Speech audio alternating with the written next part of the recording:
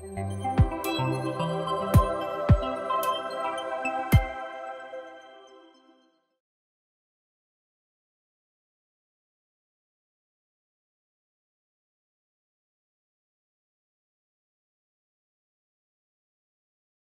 semuanya, kembali lagi dengan saya Givari Halikotama selaku host di Biar Faham Podcast. Kali ini saya berada di Aksa Learning Center, bukan? Bukan, Apa tuh? Aksa Children Kakak Center. lurusin gitu, kakak lurusin. Oh, Aksa Learning Children Center. Children Center. Center. Nah, di sebelah kanan saya ini ada Kak Sri Rizka Ade, SPD GR MPD, selaku co-founder dari Aksa Children Center. Dan juga di sini sebagai konsultan juga ya Kak? Iya, benar. Nah, satu pertanyaan untuk pembuka. Apa itu Aksa Children Center? Oke. Aksa Children Center adalah bagian dari Yayasan Pendidikan Aksa Indonesia. Bergerak di bidang anak berkebutuhan khusus yang memberikan layanan intervensi berupa terapi kepada anak berkebutuhan khusus di usia sedini mungkin. Jadi kita menerima di usia 2 tahun sampai maksimal 14 tahun. Maksimal 14 tahun ya? Iya. Kan banyak tuh ada yang orang-orang berkebutuhan khusus juga, tapi di atas 14 tahun. Oke. Ya, 14 tahun gitu, sekitar 18 tahunan gitu. Dulu sempat ngundang beberapa orang juga nih yang anak berkebutuhan khusus. Bukan anak ya, bapak-bapak gitu kan. Iya. Beliau namanya Pak Suri, mungkin bisa ditayangkan nanti di YouTube saya. Pak Suri ini pemenang emas catur berkebutuhan khusus. Kalau nggak salah lumpuh gitu. Iya. Ya, lumpuh gitu kan. Apakah termasuk pembinaan di Aksa Children School ini? Oke. Nah, di Aksa Children Center ini kenapa kita membatasi di usia 14 tahun? Karena sebenarnya ABK itu di usia pendidikannya sama ya seperti anak-anak tipikal, 7 tahun sudah bisa memasuki pendidikan formal. Nah, kita menjembatani anak di usia dini dari 2 tahun sampai sebelum sekolah itu untuk dia siap ke sekolah, baik itu sekolah reguler ataupun memang direkomendasikan ke SLB. Nah, kenapa dibatasi di usia 14? Nah, yang pertama kita bukan pendidikan formal karena bergeraknya di bidang terapi, jadi kita tidak sama dengan SLB untuk saat ini.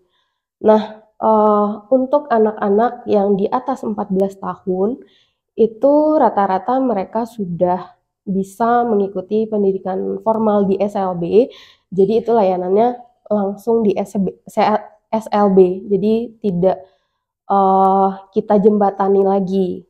Kenapa di usia 2 sampai 14 tahun? Karena di usia itulah anak membutuhkan jembatan untuk persiapan mereka ke sekolah. Jadi walaupun anak misalnya sudah masuk SLB usia 7 tahun, nah dari 7 tahun ke 14 tahun itu kan udah usia sekolah.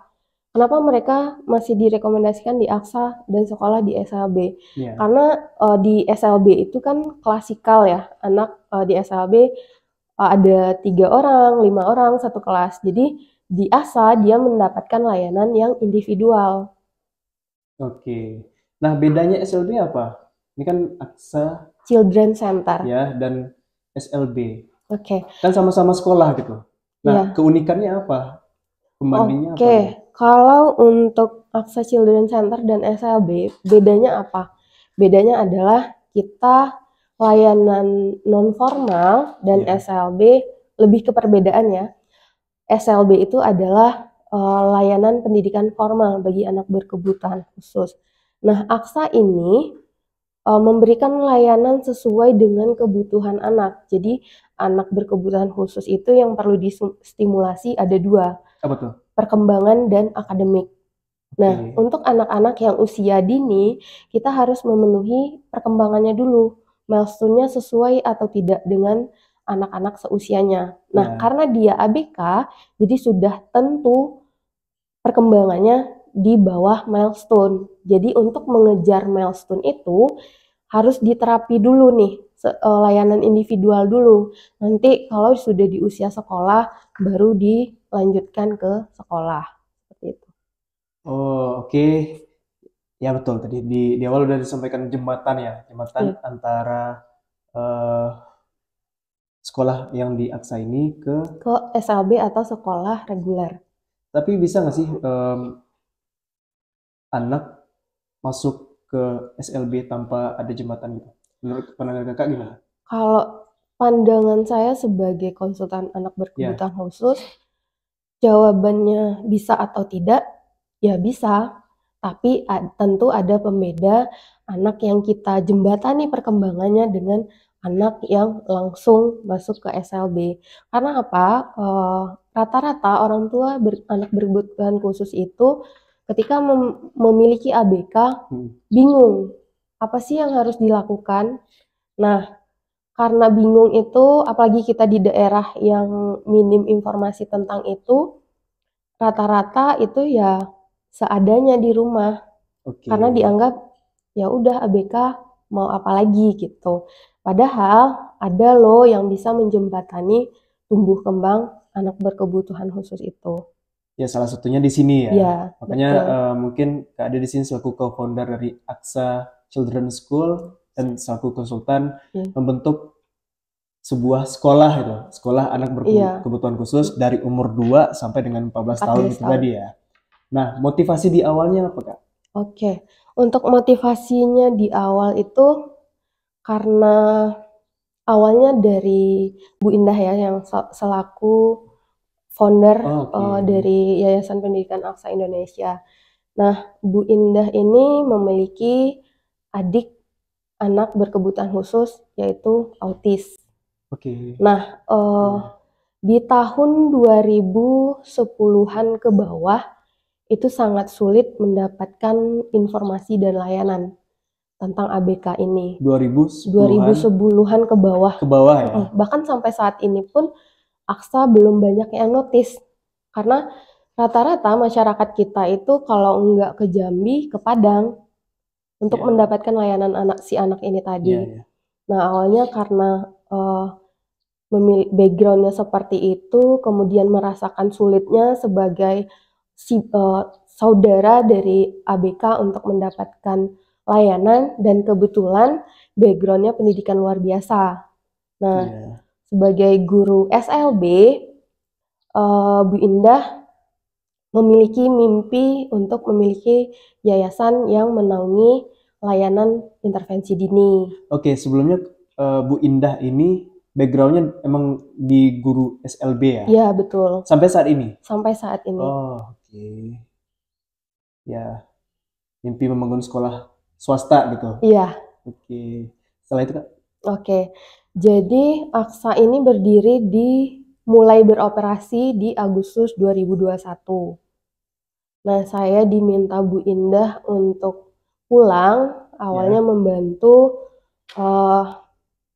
memberikan pengetahuan baru lah kepada guru-guru awalnya, karena saya punya background memang di center yang memberikan layanan terapi. Oke, contohnya gimana tuh Kak? Jadi Terapi apa nih? terapi, dulu saya bekerja di Jakarta itu di layanan yang memberikan terapi kepada anak ABK, tapi dibedakan 2 macam terapi. Apa tuh? Lanjut, gimana Kak?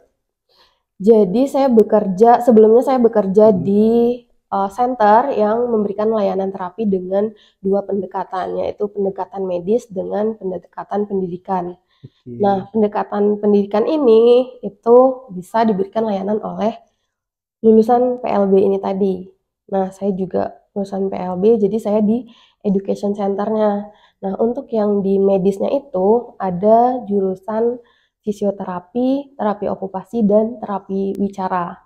Nah, untuk di Sungai Penuh itu kita tidak bisa memberikan layanan yang 2 pendekatan itu karena memang SDM-nya tidak ada. Oke. Nah, diminta untuk pulang, kemudian itu di Desember 2021. Karena awalnya masih satu-satunya di Sungai Penuh, terus animo masyarakat, karena biasanya kan ke Padang atau ke Jambi. Ya. Nah, di bulan September itu saya pulang, banyak waiting list. Berarti memang masyarakat kita benar-benar membutuhkan layanan ini. Sampai akhirnya saya memutuskan untuk menetap di Kerinci, kemudian bergabung dan menjadi co-founder sekaligus konsultan di Aksa Children Center. Kemudian di Januari 2022 kita memutuskan untuk membentuk yayasan dan sampai saat ini Aksa Children Center atau Yayasan Pendidikan Aksa Indonesia merupakan satu-satunya layanan intervensi dini kepada anak yang sudah memiliki kekuatan hukum ya. Kita sudah akta notaris, masih dalam proses untuk izin operasional karena awalnya mau ke SLB ternyata banyak kendala. Kemudian izinnya harus ke provinsi kalau mau mendirikan SLB. Terus kita mau beralih ke yang Dinas Pendidikan Kota saja dulu. Karena SLB-nya belum bisa kita jalankan saat ini. Dan yang baru jalan adalah pendidikan non formalnya. Jadi nanti izin operasionalnya dari Dinas Pendidikan Kota saja. Oke, artinya sekarang sudah dalam proses ya? Iya. Pembentukan sebuah yayasan. Yayasannya sudah ya? Sudah 2 tahun yang lalu, tapi izin operasionalnya yang masih dalam proses. Masih dalam proses ya. Oke. Dari 2021 sampai dengan saat ini. Iya. Apa tantangan yang Kakak hadapi selaku konsultan dan co-founder di Aksa Children's School ini? Oke, untuk tantangannya itu yang pertama kita pasarnya segmented ya. Pasarnya orang-orang pilihan yang memang benar-benar membutuhkan layanan ini. Itu yang agak sulit. Kemudian kurangnya masih belum dikenal sih Aksa ini kalau untuk keluar, untuk ke Jawa, ke Padang, kemudian Jambi itu sudah lumayan dikenal orang. Jadi karena kita sering live dengan narasumber-narasumber seperti dokter spesialis, kemudian dosen, terus orang tua ABK juga. Jadi sudah lumayan dikenal di luar. Nah, kesulitannya adalah Aksa dikenal di luar, tapi di dalam masih belum. Di dalamnya masih belum masih sangat-sangat orang-orang yang aktif di media sosial yang mengetahui. Kalau kan tidak semua orang tua itu aktif ya di media sosial. Nah, jadi lebih ke belum banyak orang yang tahu kalau Aksa itu ada, seperti itu. Ya, oke. Sejauh ini yang sudah Kakak lakukan untuk penetrasi pasar di wilayah Kerinci dan sebagainya apa? Kalau untuk pemasaran itu kita di media sosial ya, tentunya. Kemudian dari mulut ke mulut orang tua. Jadi misalnya biasanya orang tua yang ke Padang atau ke Jambi itu kenal ya satu sama lain. Bisa jadi di center yang sama atau di rumah sakit yang sama. Jadi kayak ada nih yang di Sungai Penuh, ada di Aksa gitu. Nanti yang dari Padang, oh iya daripada ke Padang bolak-balik atau ngekos dengan waktu berapa lama, oh udah kita pindah ke Aksa. Jadi memang masih dari mulut ke mulut sih, belum yang terlalu dikenal orang secara masif. Dan semoga di video podcast ini ya semoga bisa membantu untuk mengenal kembali nih, ada loh sekolah swasta yang bergerak di bidang pemberdayaan dan juga pendidikan ABK tadi. Iya benar. Ya. Selain negerinya SLB, di swastanya juga ada. Salah satunya di Aksa Children Center tadi. Aku sering lupa nih, Aksa Children Center atau Aksa Children School. Aksa Children Center. Oke, Aksa Children Center. Ya, itu dia teman-teman Biar Faham Podcast. Balik lagi di awal Kak. Saat ini dari awal kakak merintis 2021 sampai dengan sekarang, udah ada berapa murid Kalau untuk jumlah siswa itu, yang jumlah siswa ya? kita Siswa-siswi. naik turun ya, karena kepuasan orang tua kadang pemahaman juga, karena pemahaman orang tua yang kurang juga, kadang orang tua pengen hasilnya instan. Ya, Jadi 1 bulan belum kelihatan progres, off dulu, kemudian lanjut lagi. Jadi untuk saat ini range-nya di 20-25 yang aktif. Kalau dari awal berdiri itu sepertinya 100-an sudah ada, tapi aktif dan aktif, kemudian stop, kemudian aktif lagi, masih yang iya, kayak gitu.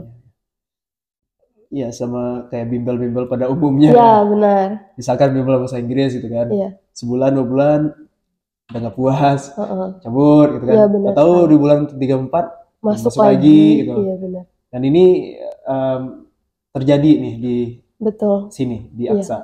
Oke. Nah, mau nanya Kak, untuk kurikulum yang ditawarkan di AXA ini apa aja? Mungkin bisa diceritain spesifik. Mana tahu nanti ada klien nih, Oke. klien ya. Ada orang tua anak yang berkebutuhan khusus tadi tertarik untuk masuk ke AXA AXA. Oke. Children School ini. Oke, untuk saat Children ini Center, maaf. AXA Children Center Ya. itu menggunakan kurikulum sendiri ya. Ya. Jadi di tahun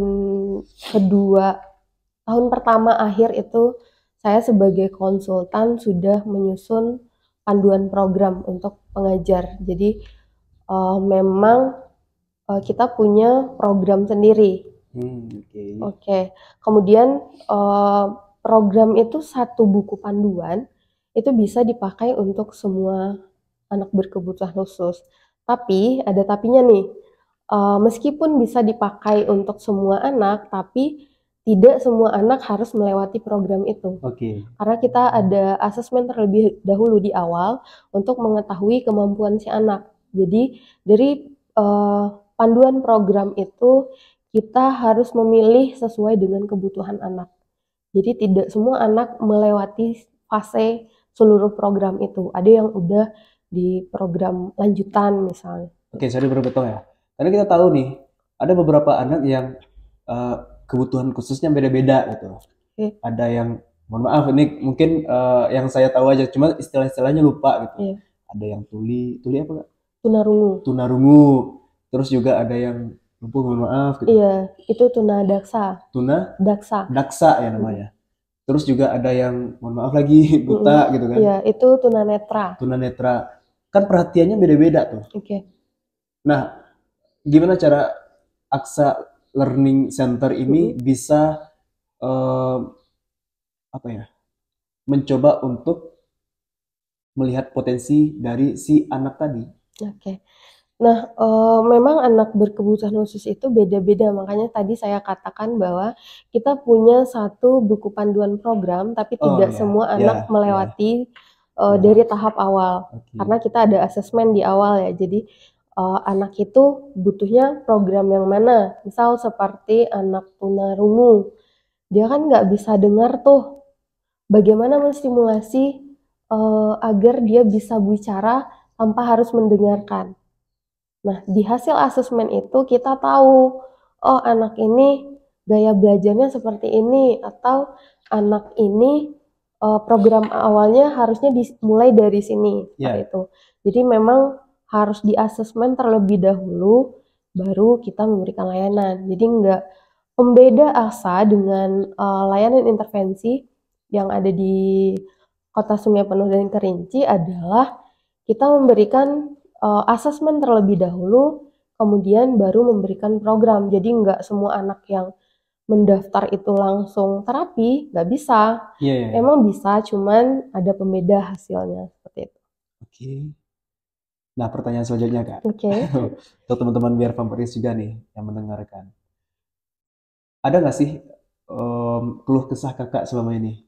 Karena kakak backgroundnya pernah bekerja di perusahaan luar ya, yang Bergerak di bidang yang sama. ya bergerak di bidang yang sama, terus balik 2021 Oke. ke sini ke Kerinci Sungai Penuh untuk mengembangkan Layanan yang pelayanan sama. ini di Aksa Children Children Center. Center tadi.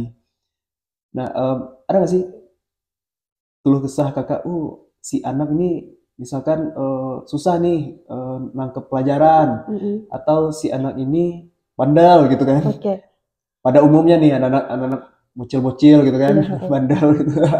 Ada nggak sih? Oke, untuk keluh kesahnya, karena kalau di kota besar itu kita nggak bisa pilih-pilih jenis anak ya atau karakteristik anak. Kita mau ngajar misalnya anak autis aja atau Iya, anak tunadaksa aja, kita nggak bisa milih karena iya, kita betul, bekerja betul, betul. di lembaga. Nah, keluh kesahnya karena sudah terbiasa dengan anak-anak yang dalam kondisi berat, jadi pulang ke Sungai Penuh ini tidak terlalu menjadi tantangan ya untuk memberikan layanan kepada anak. Namun Iya. pada pengajar itu yang kewalahan karena mereka belum terbiasa menghadapi anak-anak yang tantrum.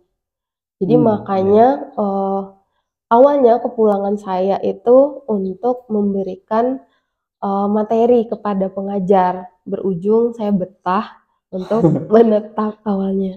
Iya, sekarang menetap nggak di sini? Kalau untuk sekarang tidak dulu lah, Tidak saya dulu ya? biarkan Bu Indah yang mengembangkan, saya hijrah ke kota Jambi. Oh, hijrah ke kota Jambi. Pengembangan lagi nih dari ini si Iya, Aksa benar. si Aksa Children Aksa Children Center. Center tadi. Iya, Oke, si Aksa aja lah biar gampang ya. Si Aksa ini tadi ya kak. iya benar. Oke, lanjut deh kak. Nah, metode pelatihan untuk si guru ini apa kak? Kakak selaku konsultan nih, ada materi-materi apa nih yang bisa disampaikan ke si calon guru agar bisa menerapkan kurikulumnya ke si anak yang berkebutuhan khusus tadi. Oke, untuk calon guru itu kita setelah interview dan dinyatakan diterima di sini, kita ada training selama 3 bulan. Nah, di 3 bulan itulah kita memberikan pengetahuan kepada calon pengajar yang baru ini tentang bagaimana menyusun program, bagaimana memberikan layanan kepada anak, kemudian bagaimana menghadapi anak yang tantrum. Nah, itu bagi calon pengajar yang baru. Untuk pengajar yang sudah bekerja lama di sini, itu kita setiap minggu biasanya ada Zoom.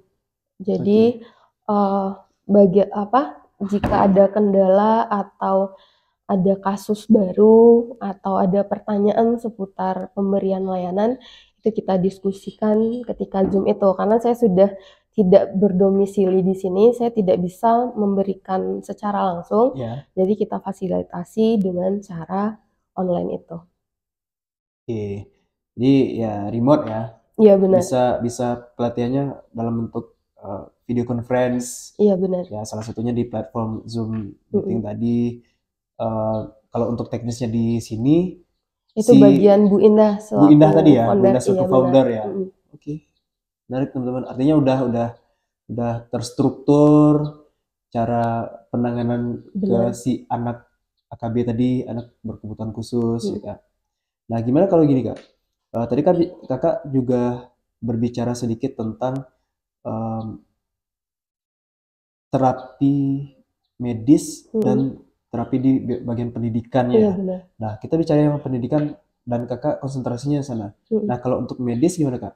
Kan kita butuh profesional gitu, seseorang profesional seperti psikolog, terus juga guru BK yang sih enggak juga ya? Tidak ya. Terus juga ada terapis wicara, fisioterapis dan profesional lainnya. Nah, gimana tuh cara si founder dan co-founder Aksa ini berkolaborasi gitu? Oke. kan memang di dunia memang di dunia anak berkebutuhan khusus itu terapinya ada dua, terapi dengan pendekatan edukatif dan dengan pendekatan medis. Nah, bagaimana mengcover untuk saat ini kita sudah berkolaborasi dengan fisioterapis. Ada Bu Mela untuk fisioterapi di Aksa. Ya. Jadi kalau memang ada kasus anak-anak yang butuh layanan fisioterapi, Bu Mela akan memberikan layanan di sini. Nah, cuman terhambat di terapi okupasi dan terapi wicara karena sudah meng-hire dari 2021 itu belum ada yang tertarik untuk ke sini dan mungkin anak-anak mungkin mahasiswa dari Kerinci dan Sungai Penuh itu belum ada yang melirik, atau mungkin sudah ada yang melirik tapi tidak pulang kembali ke kampung halaman. Jadi untuk yang mengcover terapi okupasi dan terapi wicara ini, saya membangun relasi dengan teman kerja di tempat sebelumnya di Jakarta, yang di Jakarta. tadi ya. Jadi saya kalau misalnya ada kasus tertentu, saya nanya ini gimana, kalau untuk orang tua layanan di rumah gimana, kalau untuk di Aksa gimana. Nah biasanya teman yang terapi wicara ataupun terapi okupasi itu memberikan masukan program, kemudian bagaimana menjalankan program. Nah itu yang direkomendasikan yang memang bisa dilakukan selain terapis wicara. Tapi kalau untuk kasusnya yang memang harus ditangani langsung oleh rekan medis itu tadi, kita rekomendasikan ke rumah sakit yang memang ada layanan tersebut seperti di Hermina Padang atau ke Raden Matahir dan Siloam di Kota Jambi. Ya, artinya di Sungai Penuh dan Kerinci belum ada. Dan direkomendasikan ke daerah-daerah lain. Iya, benar. Oke, kita lanjut ya teman-teman biar Podcast. Balik lagi ke awal tadi, Kak. Apa pembeda Aksa dengan lembaga-lembaga yang lain? Oke, untuk pembeda Aksa dengan lembaga yang lain, itu kita punya panduan program sendiri, kemudian kita memberikan asesmen terlebih dahulu, itu diberikan oleh untuk penegakan diagnosanya. Kalau di Aksa itu kita ada 2 psikolog, yaitu psikolog pendidikan dan psikolog klinis. Ada Bu Hana dan Bu Dina. Jadi untuk penegakan diagnosa, karena saya dan Bu Indah itu backgroundnya pendidikan, kami tidak berhak mendiagnosa anak. Jadi harus ada rekomendasi dari psikolog, diagnosanya apa, atau kalau dari dokter itu dari dokter spesialis anak dan dokter spesialis rehab medik. Ada di sini? Kalau untuk rehab medik di Sungai Penuh dan Kerinci belum, kalau untuk anak ada. Nah, setelah di screening dari dokter ataupun kalau di Aksa itu psikolog, Bu Hana dan Bu Dina, baru nanti yang bagian pendidikan luar biasanya itu memberikan asesmen untuk pembelajarannya. Pembelajarannya dia di usia akademik atau perkembangan. Nah, itu sih yang membedakan Aksa dengan yang lain. Nah, bentuk buku penghubungnya ini itu kita desain sendiri dan di sini sudah ada panduan piramida perkembangan, kemudian milestone anak di usia 0 sampai 3 tahun. Jadi anak harus tahu apa, di usia berapa dia mulai ada satu kata, atau di usia berapa dia merangkak, itu ada di halaman belakang. Kemudian untuk halaman depan ini kita pakai untuk data siswa, kemudian hasil terapi dia pada hari. Untuk di halaman pertama itu ada data siswa, kemudian juga halaman selanjutnya adalah hasil dari narasi dan program yang diberikan pada hari itu. Jadi setelah terapi, pengajar mengisi buku penghubung ini, kemudian nanti diserahkan ke orang tua, baru nanti dikomunikasikan gitu. Kalau pembeda yang lain Kak? Kalau pembeda yang lain untuk saat ini kita sudah di mata hukum kita sudah resmi, itu aja pembedanya. Dan fokus kita itu masih di ini ya, masih di layanan intervensi dini, belum ke yang pendidikan formal. Oke. Menarik nih teman-teman. Hanya ada di AXA. Yang itu ya Kak? Iya benar. Siap. Oke lanjut, apa lagi nih Kak? Oke, nah AXA Children Center ini fokusnya kita memang di anak berkebutuhan khusus Ya. di usia dini. Nah, tapi ada rencana untuk membuka kelas stimulasi tumbuh kembang anak itu di usia prasekolah, belum sekolah, itu dengan konsep outdoor. Jadi kita Oke.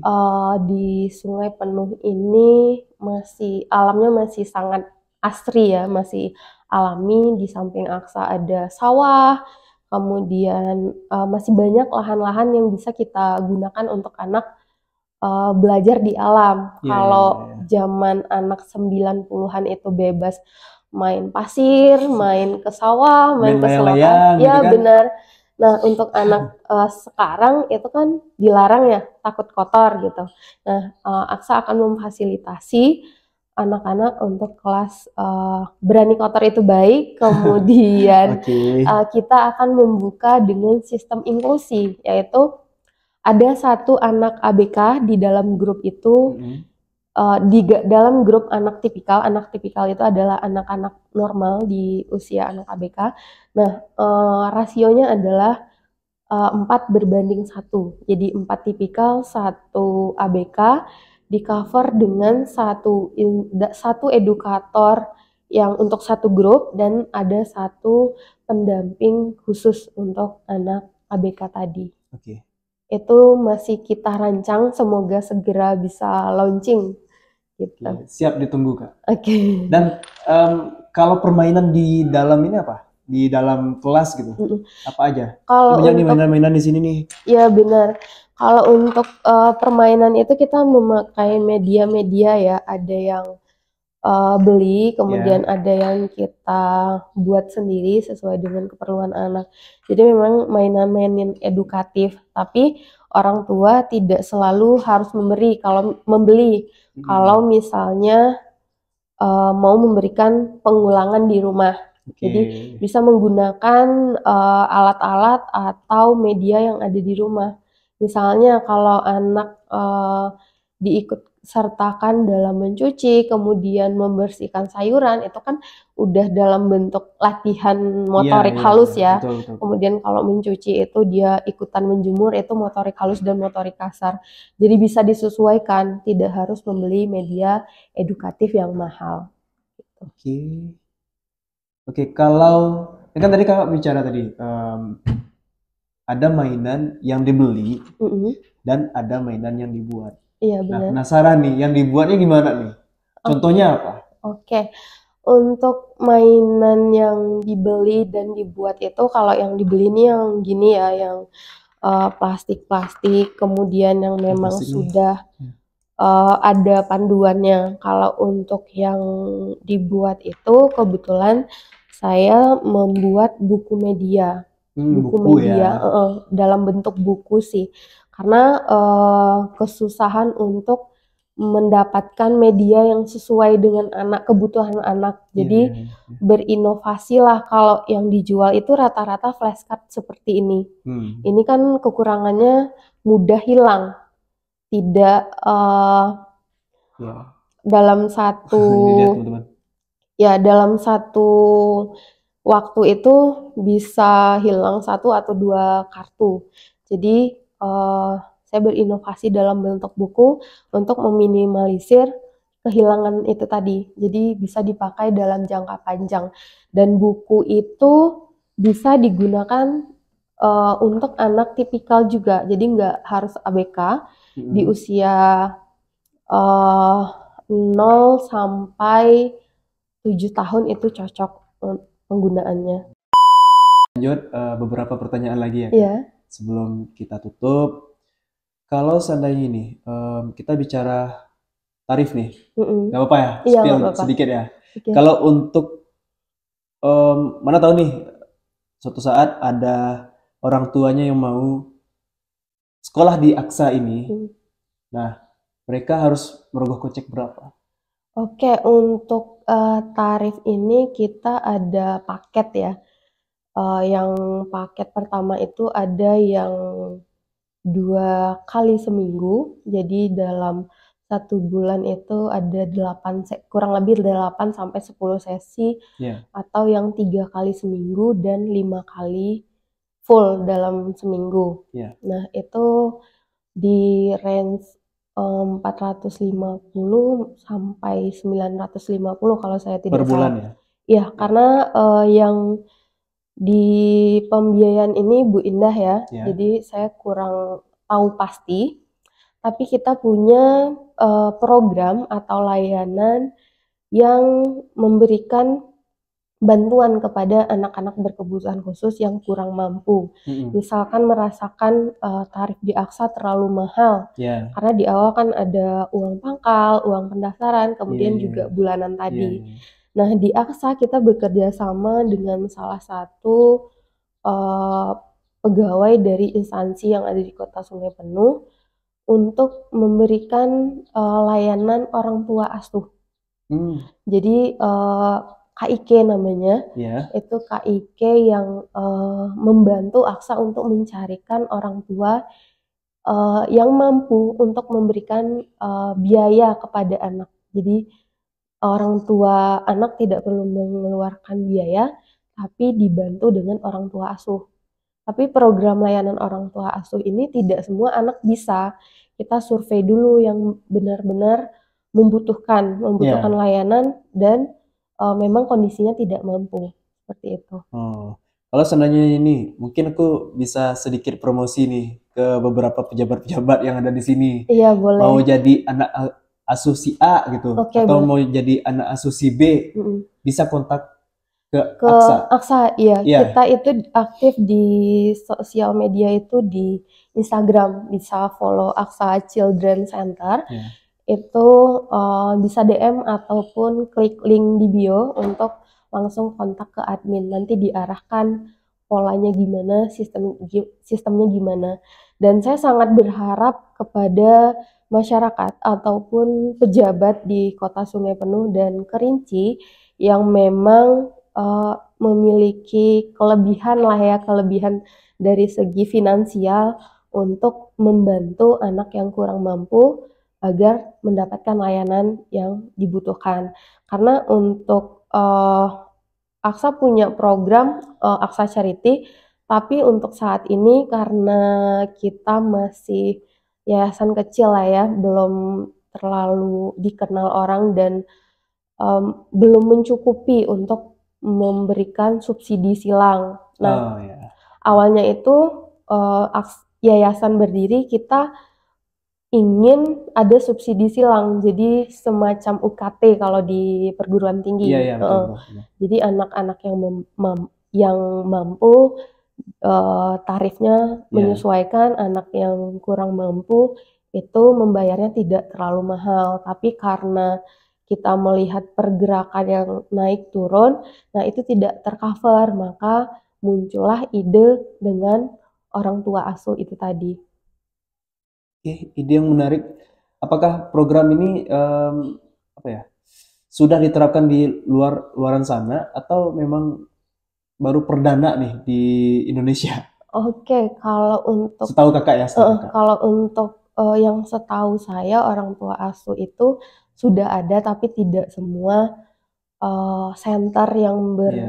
di anak berkebutuhan khusus itu memberikan layanan seperti itu. Yang saya tahu adalah subsidi silang. Cuman subsidi silang ini minusnya adalah ketika orang tua yang orang tuanya katakanlah anak dari anak orang tua yang mampu.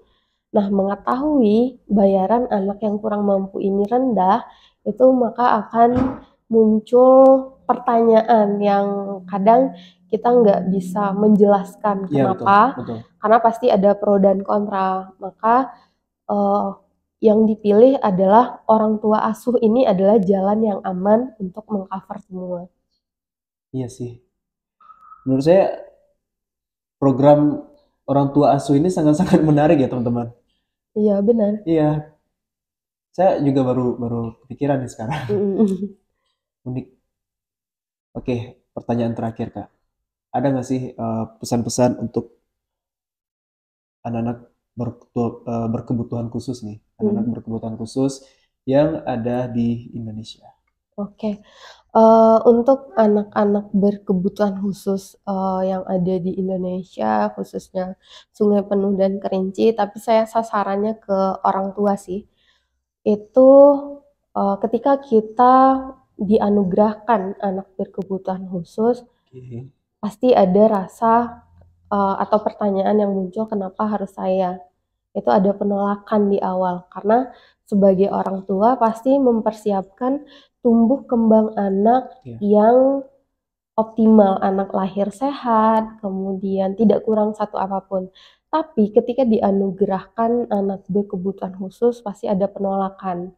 Nah, bagi orang tua yang masih denial dengan kondisi anak, itu sangat nggak apa-apa, wajar. Cuman harus batasi diri, karena anak ini butuh layanan yang cepat dan butuh layanan yang tepat.